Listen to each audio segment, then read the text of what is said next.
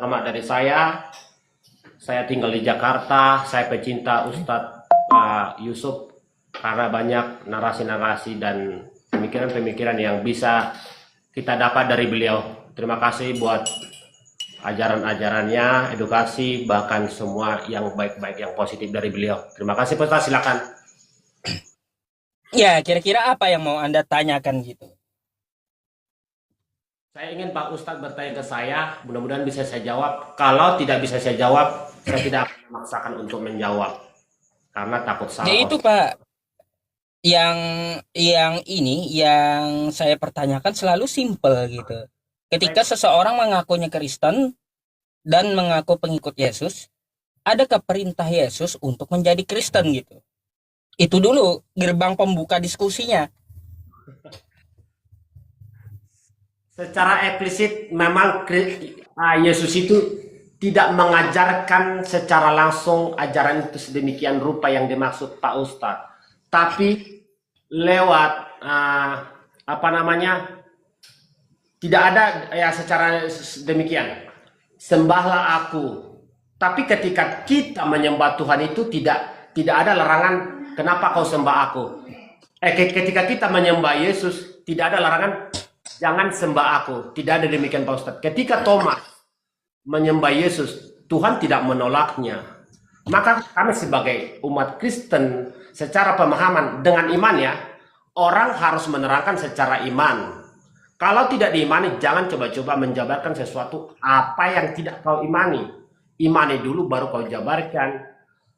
Sesuai tidak sesuai dengan harapan yang bertanya itu di lain hal. Tidak boleh harus begini, harus begitu. Itu salah. Silakan itu bagian dari pribadi masing-masing kita. Namun yang mau saya jawab, Yesus secara eksplisit tidak ada sembahlah aku, tapi Yesus itu tidak pernah menolak untuk disembah. Demikian Pak Ustadz. Baik, dia tidak menolak untuk disembah kata Anda. Ya, Ya, kita harus mengetahui berarti figur Yesus ini seperti apa, kan betul? oke. Figur Yesus yang saya paham, yang saya pelajari dengan apa yang sudah karena saya membaca Pak Ustadz. Namun kalau menghafal ayat-ayat, ya sorry aja Pak Ustadz ya harus saya buka ayatnya. Kalau Pak Ustadz mungkin bertanya harus saya buka. Yesus itu jelmaan dari Bapa, satu dari hakikat yang diutus oleh Bapa dari surga sebagai manusia, bentuk manusia yang sempurna sebagai contoh manusia yang benar-benar diikuti semua manusia yang ada di muka bumi. Itu satu contoh bentuk pribadi manusia yang sangat suci. Karena menurut saya hanya Yesus pribadi yang benar-benar suci yang pernah menginjakkan kakinya di muka bumi. Contoh manusianya Bapak seperti itu Pak Ustadz. Contoh manusianya Jadi, Yesus sendiri. jadi menurut Anda, Pak, Tuhan itu menjadi manusia begitu? Iya, dengan Tuhan mempunyai caranya sendiri, pikirannya sendiri. Dengan cara itulah Tuhan menampakkan lewat manusia Yesus itu sendiri, supaya semua orang harus bisa meniru, mencontoh, bahkan itulah sesungguhnya manusia yang diinginkan oleh Tuhan. Kesempurnaan itu karena ada pada Yesus itu sendiri. Karena Tuhan itu sendiri tidak akan pernah berhadapan langsung dengan manusia itu. Dengan cara itulah Tuhan itu menampakkan dirinya. Seperti itu Pak Ustaz. Pemahaman dan keyakinan yang saya pelajari Pak Ustaz.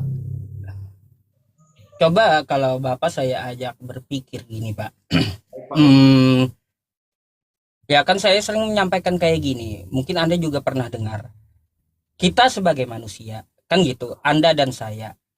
Ya, Ketika kita memakan nasi, itu adalah hal yang wajar dan pantas, kan gitu.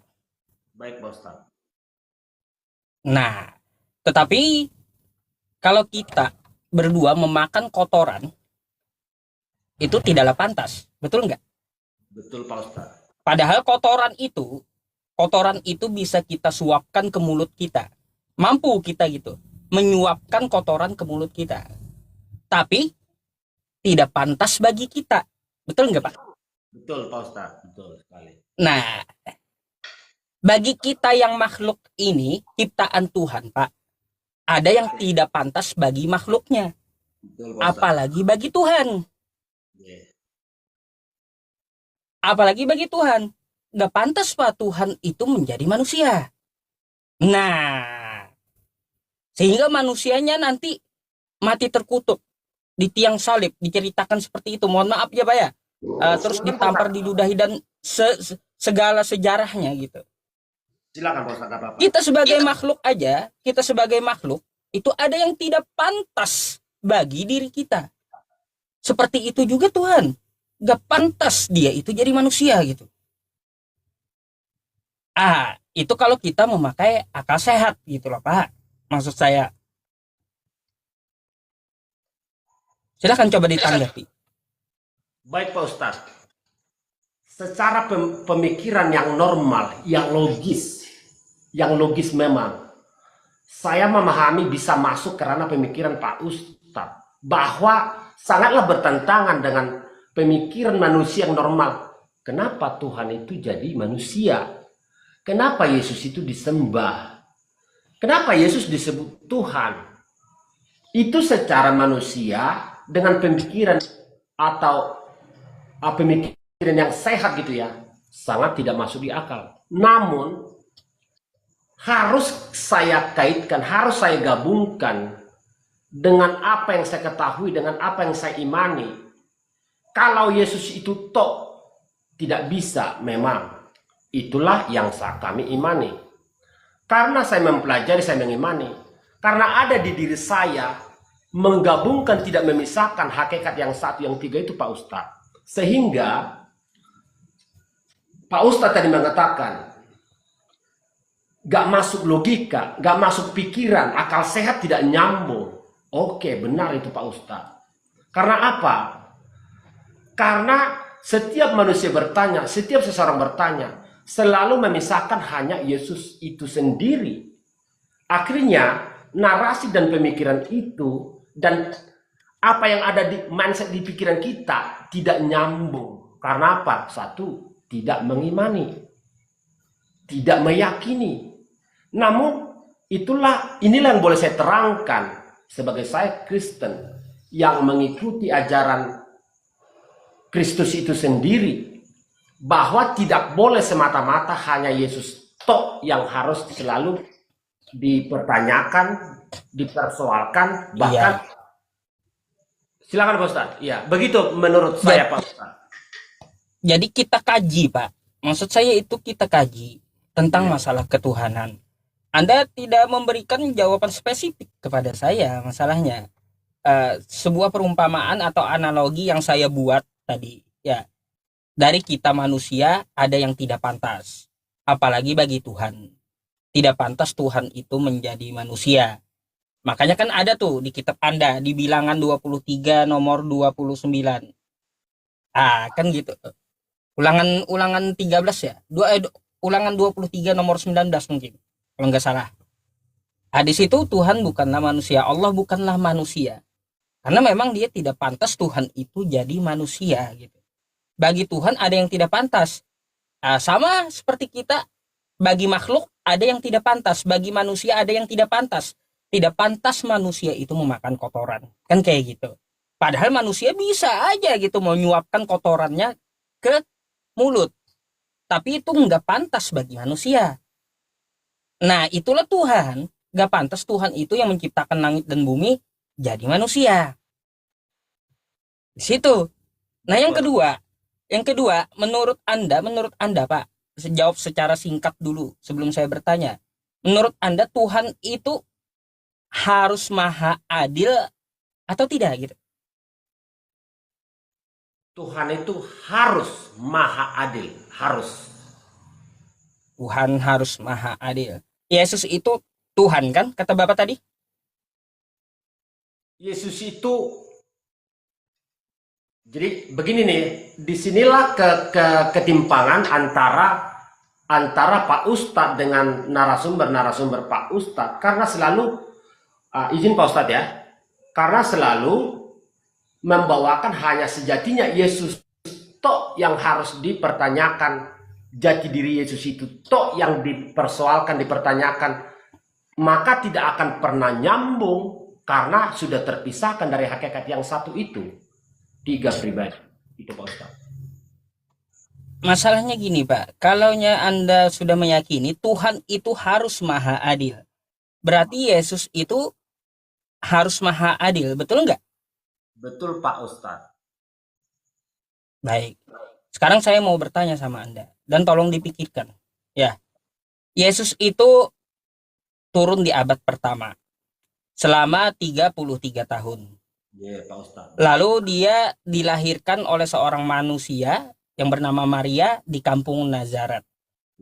Hanya satu kampung yang bisa melihat Tuhan, melihat fisik Tuhan. Oke? Hanya satu kampung yang bisa melihat fisik Tuhan. Pertanyaan saya, mana keadilan Yesus untuk mata kita? Enak kali itu orang abad pertama di kampung Nazaret itu bisa lihat Tuhan. Sedangkan kita sekarang nggak bisa. Mana keadilan Yesus untuk mata kita? Saya nggak bicara iman ya Pak ya. Saya nggak bicara iman. Tapi saya berbicara menuntut di mana keadilan Yesus yang katanya Tuhan maha adil. Keadilannya itu mana bagi mata kita? Karena dia nongol. Hanya satu kampung yang lihat. Kita nggak bisa Pak. Rugi kita. Nggak bisa kita melihat Tuhan. Enak kali itu orang abad pertama itu.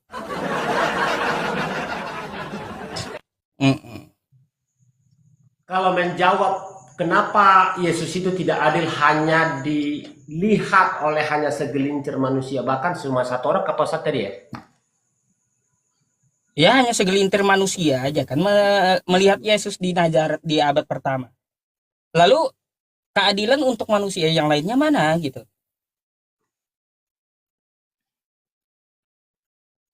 Kenapa kita nggak bisa melihat Yesus sekarang?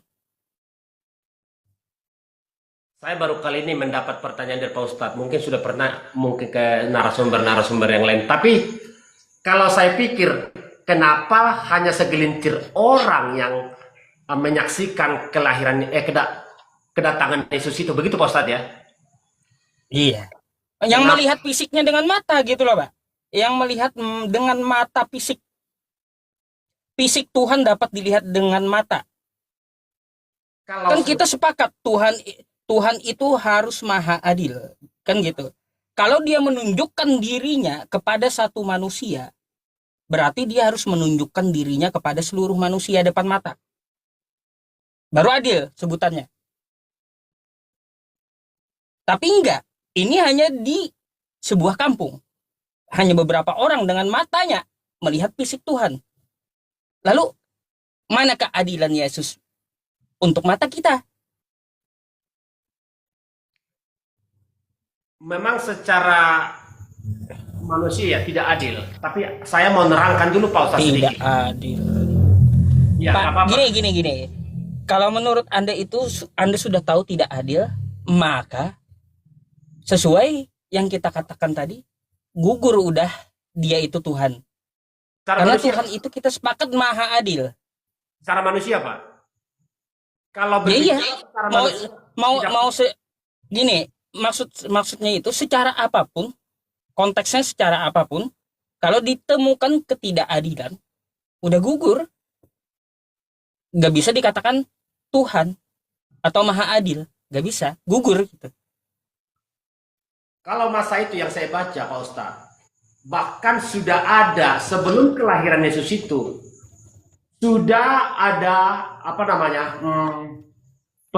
pemberitahuan kepada gembala-gembala di kurang persis saya tahu gembala-gembala di lupa saya Pak Ustadz, yang jelas sudah diberitahukan bahkan kenapa harus Yesus itu lahir untuk seolah-olah tersembunyi, karena pada masa itu ada aturan dari Raja Romawi yang kalau nggak salah Herodes ya. Pak Kiko, Pak Kiko, kita tidak berbicara ke situ dan saya rasa jawabannya nggak nyambung ke situ. Coba Anda pikirkan yang saya katakan tadi.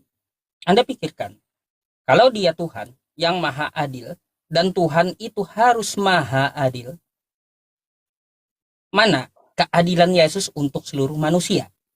Kan seperti itu. Ketika dia nongol depan mata manusia, Tuhan itu, maka Tuhan itu bisa disebut adil jika dia menongol depan seluruh manusia. Baru adil bagi manusia. Kira-kira Sekarang yang pertanyaannya, bentar Bapak. Sekarang pertanyaannya, gimana dengan orang buta? Nah, kasihan kali orang buta. Orang buta itu tidak bisa melihat fisik Tuhan. Lalu mana keadilan Yesus untuk orang buta?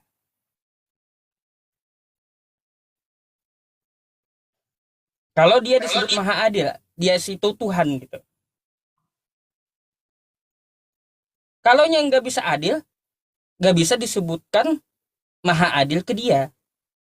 Artinya kalau dia tidak adil, gugur, bukanlah Tuhan berarti. Karena Tuhan itu harus maha adil. Gitu Pak. Coba Anda pikir.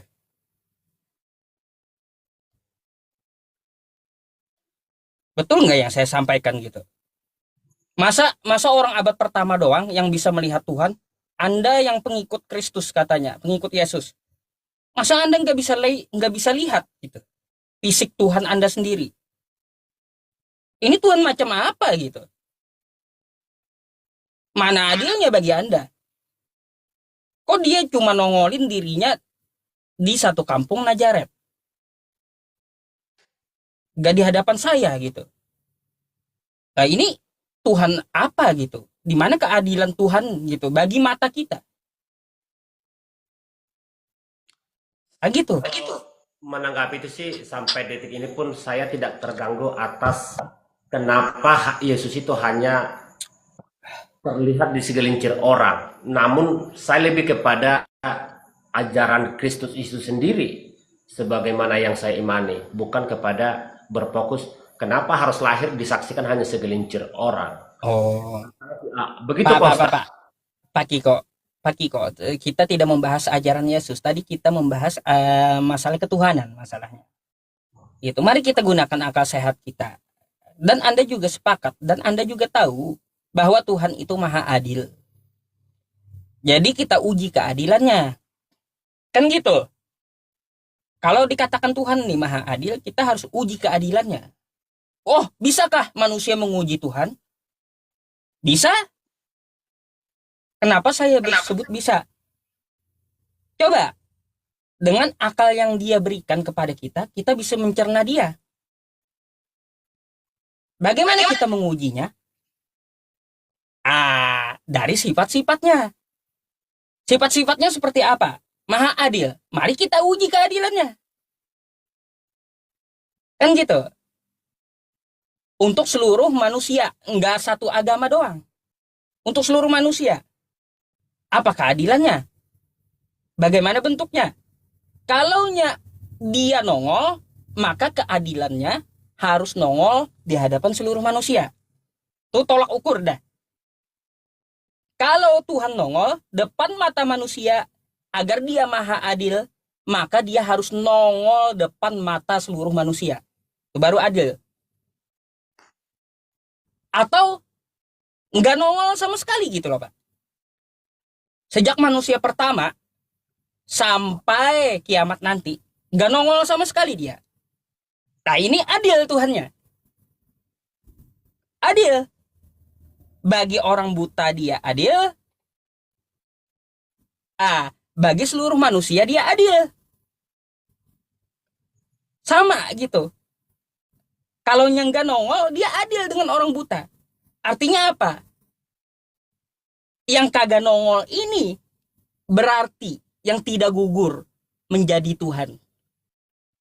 Gitu. Berarti kalau ada Tuhan yang nongol, gugur keadilannya, Pak. Dari sisi manapun ya kita uji gugur keadilannya kalau Tuhan itu adil. kalau Tuhan itu hadir di hadapan kita atau lahir gitu atau nongol. Berarti Tuhan yang maha adil itu memang betul-betul nggak nongol dia. Iya, bagi orang buta, bagi mata kita keseluruhan manusia kan kayak gitu. Adil itu dia. Pikir Anda kayak gitu. Betul nggak, Pak? Saya kan hanya butuh pikiran. Baik Pak Ustadz, menurut tetap sih saya berbicara tetap menurut saya, bukan menurut orang lain dong ya. Itu kan menurut Pak Ustadz. Ini pun harus menurut saya, nggak boleh menyetarakan keselarasan itu harus. Jadi begini Pak Ustadz, Tuhan itu tetap bagi saya maha adil. Sekalipun Pak Ustadz tidak menerima kalau keadaan itu tidak adil menurut Pak Ustadz. Tetapi buat Tuhan itu tidak mudah Pak Ustadz. Untuk menyaksikan Tuhan itu tidak mudah. Kenapa? Ini bolehlah saya karena saya iman ya. Harus berdasarkan iman saya menerangkannya, bukan berdasarkan pemikiran manusia. Harus berdasarkan iman saya, bukan berdasarkan pemikiran manusia, kecenderungan manusia kepada apa yang dia mau, apa yang dipikirkan, apa yang ada di narasi di pikirannya. Tetap pada pemikiran saya, karena ini bukan manusia biasa, jelmaan dari Bapa Allah itu sendiri yang hadir sebagai manusia. Saya harus mengimani untuk menjawabnya. Bagi Yesus tidak semua manusia itu semudah itu untuk menyaksikannya. Karena apa? Karena manusia itu sudah berdosa. Hanya segelintir orang yang boleh menyaksikannya, itu harus saya yakini. Kenapa? Karena Yesus itu Tuhan itu suci. Bahkan Tuhan lewat Yesus, jelmaan Yesus maha suci, maha adil, maha segala-galanya.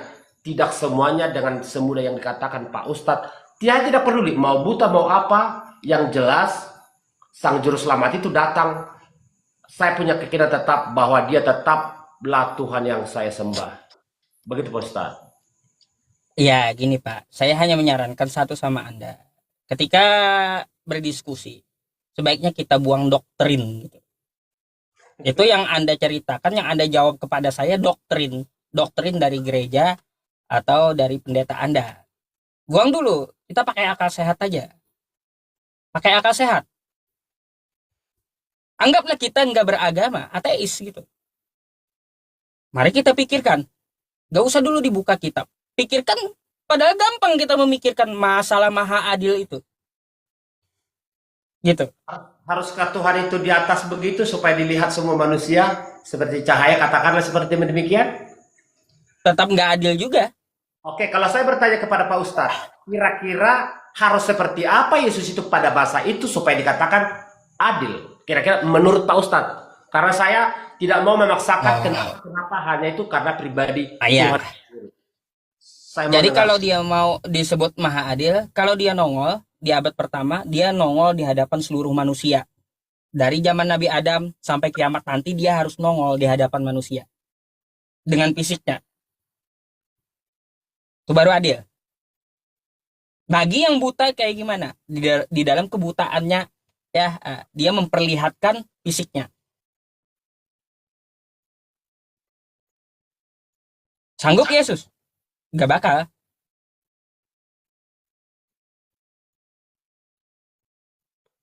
Pak Ustadz mengatakan Yesus tidak punya kesanggupan, kemampuan di situ. Gugur Pak. Gak mampu Yesus nongol depan seluruh manusia dengan fisiknya gitu. Secara fisik. Secara fisik yang kita bahas kan fisik, gitu, keadilan. Nanti kalau saya meneruskan tetap aja doktrin lagi menurut Pak Ustadz ya. Nah, makanya doktrin itu. Kalaunya yang kita tidak melihat, bersyukurlah karena kita tidak melihat. Itu saya tahu itu iman, Pak.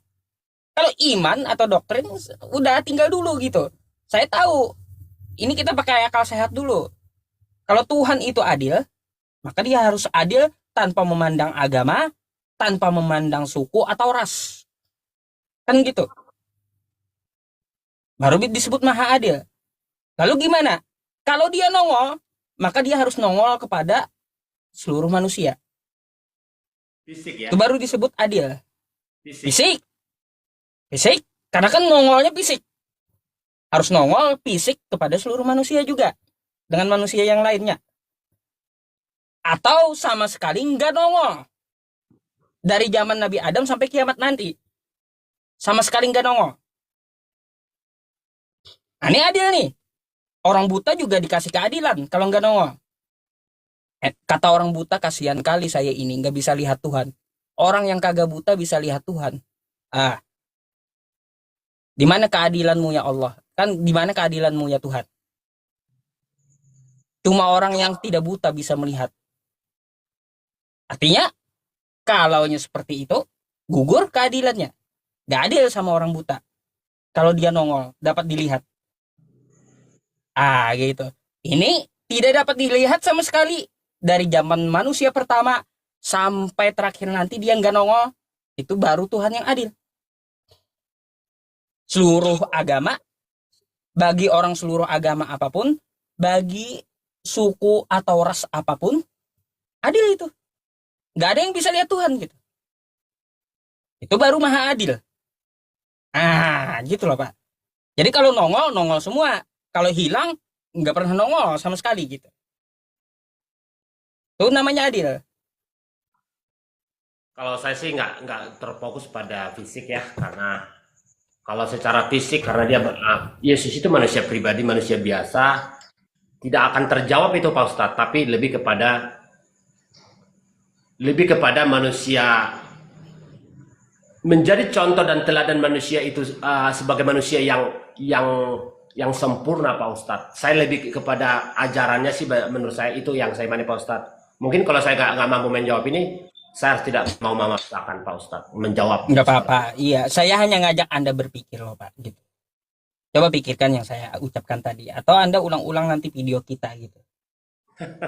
Yang namanya Tuhan itu betul nggak harus maha adil gitu. Harus diuji keadilannya seperti apa. Kan gitu. Saya mau bertanya, boleh Pak Ustadz? Apa Silakan. waktu saya sudah habis Pak Ustadz? Masih ada waktu? Gak apa-apa, silakan nanya Pak. Ini bisa bukan logika. Ini secara apa ya? Sekalipun saya tidak mengimaninya, saya harus bolehlah secara apa namanya, bentuk pelajaran atau agar saya paham. Boleh saya bertanya Pak Ustadz ya? Silakan. Yang saya pahami sampai saat ini hanya ada satu nabi di luar Yahudi. Kenapa bisa seperti itu Pak Ustadz? Dan sangat bertentangan dengan apa yang tertulis di kitab kitab kami lah, katakan seperti itu Pak Ustadz. Bahkan tidak, kalau ada orang-orang apologet berkata, bahkan di kitab Kristen ada tertulis keberadaan Nabi Muhammad seperti dikatakan. Menurut saya tidak ada Pak Ustadz, karena hampir sudah mau 3 kali saya mau baca ini, tidak ada tanda-tanda nama pun tidak ada. Tapi banyak si apologet berbicara seperti itu, demikian. Oke. Ini saya kasih ayat dulu ya Pak ya. Boleh Pak Ustadz.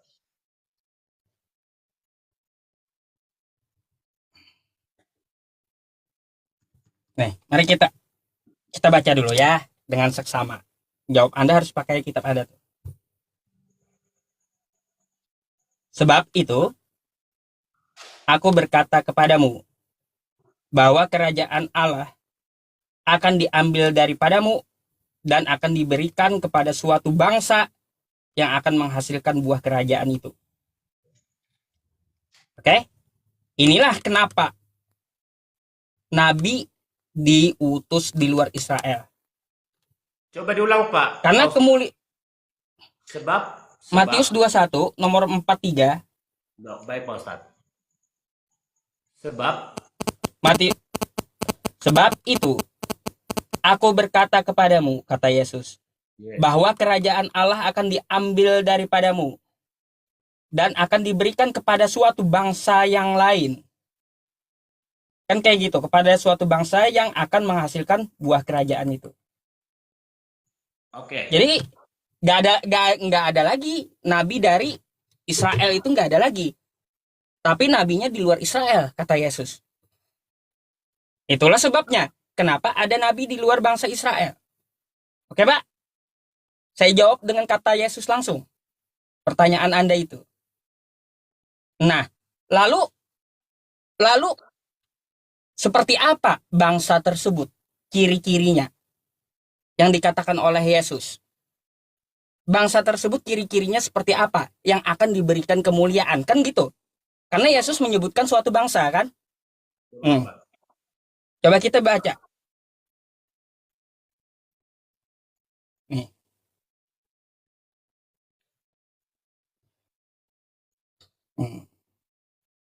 Bentar.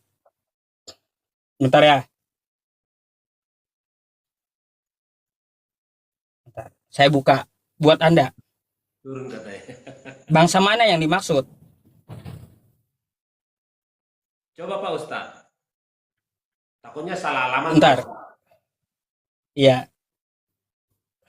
Saya nggak keder teman-teman, saya santai aja. Lagaknya aja kayak seperti keder. Sebenarnya Nih, enggak. nih, nih, nih, nih, nih, nih, nih, nih, nih, nih. Nih, Pak. Nih, mari kita buka. Kepada bangsa apa yang akan diberikan? Yang dimaksud Yesus tadi. Di kitab apa tuh Pak Ustadz? Nih, Kitab apa Pak Ustadz? Yesaya. Yesaya. Yesaya 29. Yang Bangsa apa ini? Bangsa yang buta. Tercengang-cenganglah penuh keheranan.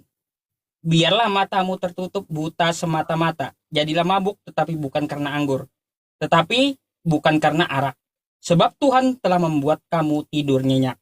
Matamu yakni para nabi telah dipijamkannya, dan mukamu yaitu para pelihat telah ditudunginya. Maka bagimu, ini langsung aja ya. Maka bagimu penglihatan dari semua itu seperti isi sebuah kitab yang termatrai.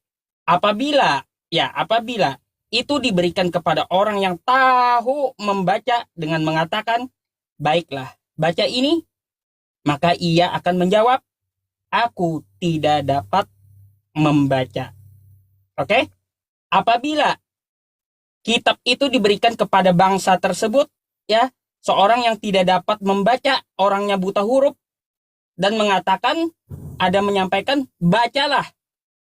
Maka dia akan menjawab, orang tersebut akan menjawab, aku tidak dapat membaca.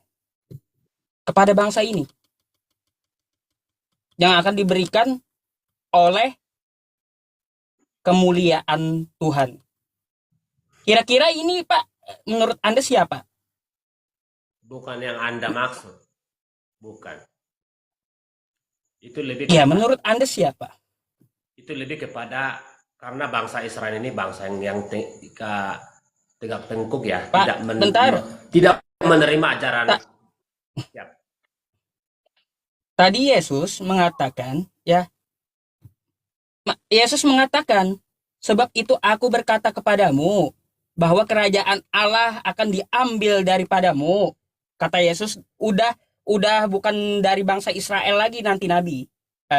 Akan diberikan kepada suatu bangsa yang akan menghasilkan buah kerajaan itu. Bangsa apa yang dimaksud Yesus ini? Mari kita baca. Kan kayak gitu. Yesaya 29. Ini bangsanya. Tuh. Bangsa yang buta. Jadi kemuliaan itu akan diberikan kepada bangsa yang bila diturunkan firman Tuhan disuruh baca, dia jawab, aku tidak dapat membaca. Kira-kira bangsa siapa tuh? Tulis di kolom komentar.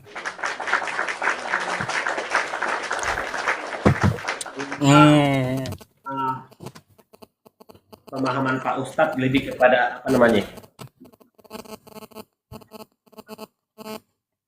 Kalau Itu di kitab Anda tertulis, Pak. Di kitab Anda tertulis, nggak bisa kita pungkiri. Saya kan menggunakan kitab Anda gitu. Silahkan Anda pelajari. Siapa yang bangsa yang dimaksud Yesus? Bangsanya yang mana ketika diberikan firman Tuhan, dia akan menjawab, aku tidak dapat tidak dapat membaca, katanya. Tapi kalau di kitab Kejadian Pak Ustadz, di kitab Kejadian Nabi Ismail, kami kalau di kitab kami Nabi Ismail masih ada tertulis. Hanya ada satu nabi terakhir dari yang dimaksud yang seperti kita bicarakan ini, Nabi Ismail yang kami sangat hormati juga. Setelah itu hanya ada 12 raja-raja dan seterusnya, tidak ada lagi nabi. Itu yang tertulis di kitab kami Pak Ustadz. Izin penonton ya, bukan bermaksud menentang Pak Ustadz, enggak. Saya menghormati beliau. Tidak ada pemikiran saya demikian. Tapi hanya disebut 12 anak Nabi Ismail, semua itu raja. Demikian diterangkan di Perjanjian Lama, kitab Kejadian Pak Ustadz demikian. Tapi kalau narasi Pak Ustadz atau pemikiran Pak Ustadz mungkin mengalamatkan ini untuk Nabi Muhammad, ya mungkin ya saya tidak bisa menyangkal itu. Itu menurut keimanan Pak Ustadz. Nggak apa-apa. Oke. Thank you. Nah, itu Pak, Anda kan tidak dapat menyangkali, nggak apa-apa. Makanya saya kan nggak memaksa Anda gitu, tapi mari belajar dan berpikir gitu. Dan saya tidak mau mengatakan itu salah, nggak bisa seperti itu Pak. Saya tidak menghormati Iya Pak iya, Ustadz. Begitu Pak. gitu. Ya itu Pak. Saya hanya mendoakan semoga Anda mendapat hidayah. Gitu ya Pak ya.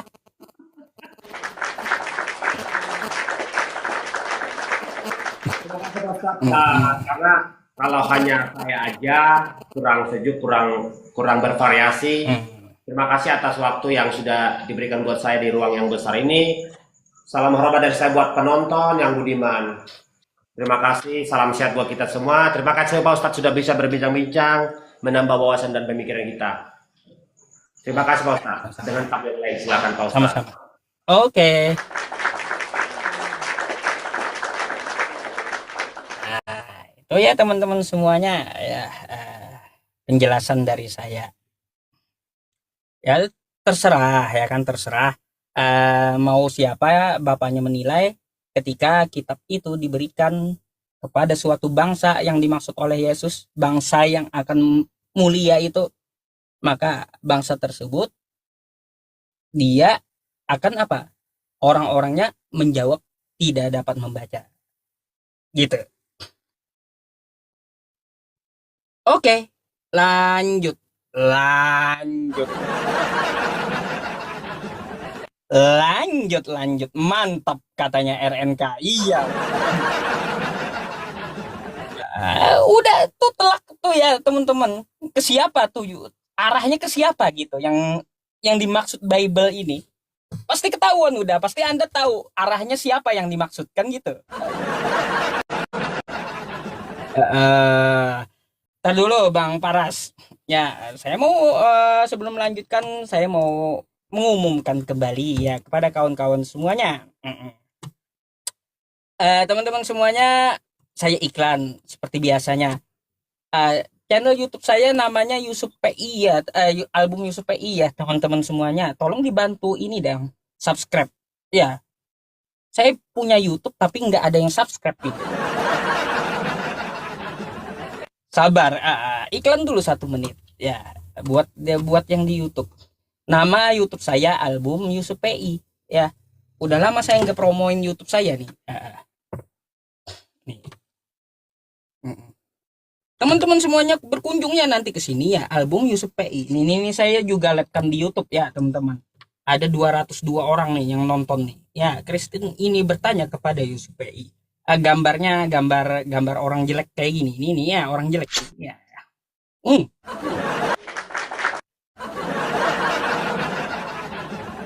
Aduh, ya, album Yusuf PI.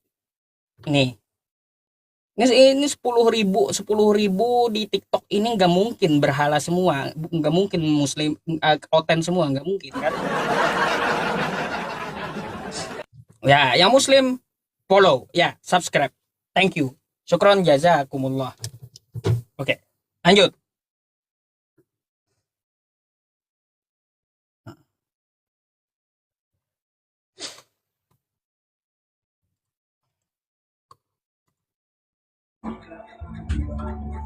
Halo, Pak. Halo, Makin halo, lama. aduh, musik bang, musik. Tunggu. Nggak bisa pakai ada musik di situ. Oh, soalnya Copyright bang, copyright. Menjauh dulu dari musik lah. Ya,